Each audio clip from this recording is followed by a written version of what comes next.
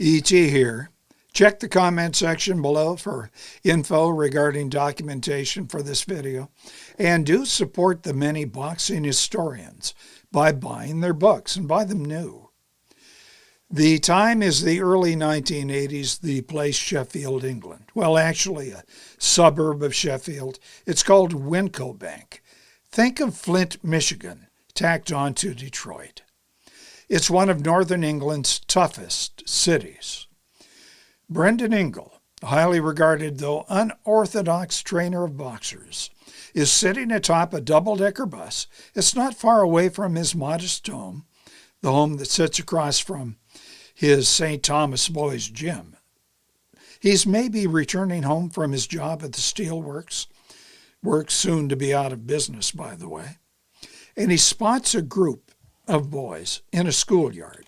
There are three larger and older ones going at a smaller boy, looks maybe 6, 7, probably of Middle Eastern descent. He was ducking and punching beautifully. They couldn't land a shot on him, said Ingalls to his wife when he got home. That was his first glance at the fighter who'd become his most famous protege. Well, that boy was called Naseem Hamed. Now that first name, Naseem, translates to, in Arabic, gentle breeze, and that is an apt idiom. Well, except for Naseem's tornado force punch. His father had migrated to Sheffield in the 50s from Aden. Now Aden's a British colony within a country, Yemen, and he set up his own business in Sheffield. But he feared for his sons, who were neither black, white, nor English, and were constant targets for attacks. So not long after Ingle first saw Naseem handling the boys in the schoolyard, Salim Hamed brings Naseem and his two brothers to meet at the gym with Ingle. And although the brothers hung around only for a time long enough to learn self-defense, the 7-year-old Naseem stayed, and he made St. Thomas Gym a second home, and Brendan Ingle a second father. As the years go by, Naseem learns his trade. At age 12, he held the national schoolboy title, and I think he won several boys' club championships. He did defeat a junior Olympic champion in a contest between the amateur best of the U.S. and Britain. At age 16, still an amateur, Naseem so embarrassed professional Mark Epton, that was in a sparring session, that Epton, who was in preparation for a European title bout, quit boxing forever. In 67 amateur bouts, Hamed lost only 6, each one of those controversial and avenged. Naseem, approaching the age of 18, was understood then to be, at least in England understood to be, a likely winner of the gold at the Barcelona Olympics in 1992. But both Ingalls and Hamed feared Olympic officials, wary of Hamed's flamboyant behavior and unorthodox ring style, would forbid his participation. So fighter and manager decided to go pro in 1992. Now you probably know Naseem Hamed's record.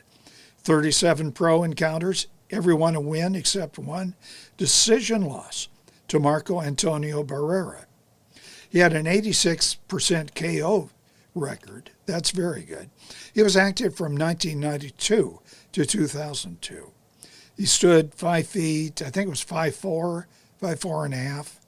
He had a 64-inch reach, that's 163 centimeters. He starts at super flyweight, 115 pounds, 52 kilos. He then jumps to super bantamweight, 118 max, 55 kilos. That was after 3 bouts. Then he jumps to featherweight, 126 pounds, 57 kilos. And he stayed featherweight from 95 to 2002.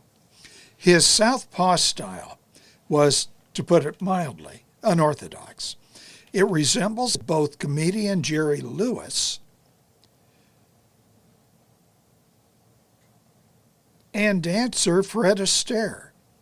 Notice Astaire's grace, movements. Naseem moved in much the same way with opponents, who ended up much worse off than did Astaire's partner, Ginger Rogers. Now, it's not a coincidence. Ingle, who always emphasized defense, using speed and agility, insisted that Hamed study Astaire's moves, which are very evident in Naseem's own dexterous maneuvering and footwork.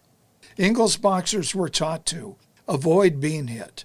Now, that may sound reasonable to you, but it's really strange at the time among most trainers.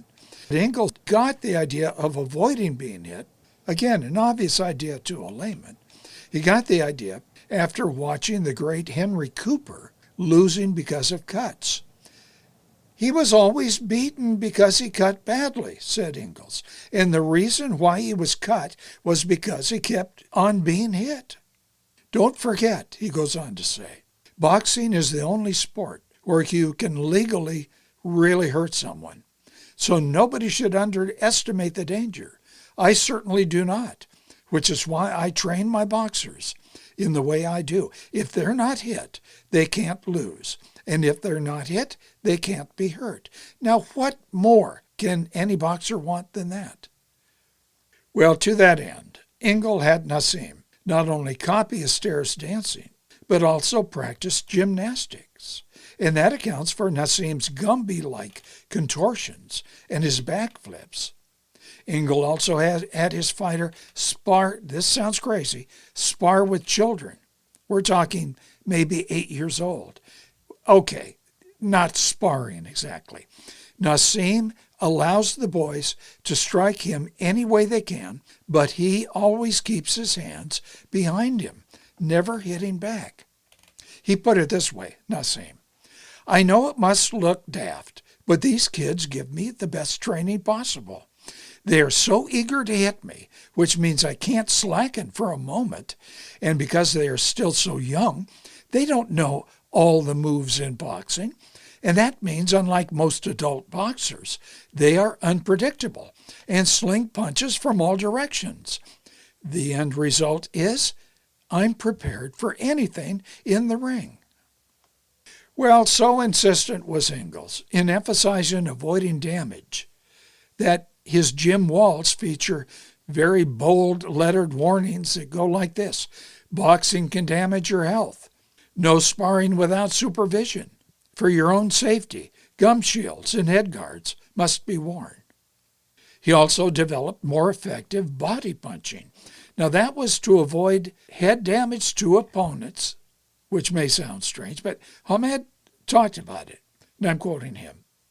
I'm very aware of safety through this gym. This is why I've mastered the body shot. You can't be hurt there. I'm in the ring to box, not to terribly hurt someone or be terribly hurt. There have been times when I could have done a lot of damage and finished someone off, but the fight's over. I've done enough. Well, do you get the idea? It should be obvious that, given Hamed's near unblemished record and the success of Ingle's other fighters, that the St. Thomas Gym's unorthodox training methods do work. And that, boys and girls, is the story. By the way, I'll have more on Naseem Hamed in the future. Type in comments below, subscribe, tap the thumb up icon and the bell. You see the bell? Tap that, you'll be notified of future uploads. Thank you.